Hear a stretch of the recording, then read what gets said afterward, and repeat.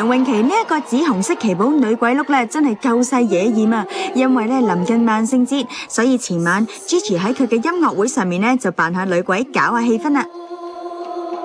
其實都係要個效果都係要靚嘅啫，咁就啲陰森恐怖嗰啲效果咧就交俾啲耍劇前啊嗰啲咁樣去做咯。Gigi 搞完鬼又有新嘢搞啦。咁咧，我哋就係好多年嘅同學，好多年嘅朋友嚟嘅。我哋咧亦都最近就組咗新嘅女子組合，個名咧就叫做冰糖細路。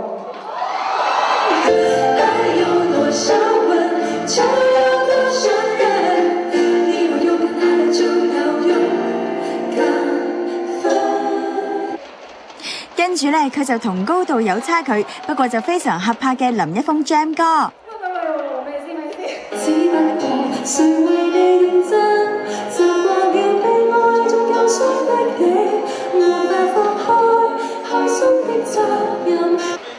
睇見現場有大班 fans 嚟支持 Gigi， 不過大家關心嘅咧都係 Gigi 嘅發直男朋友啊，當晚有冇現身呢？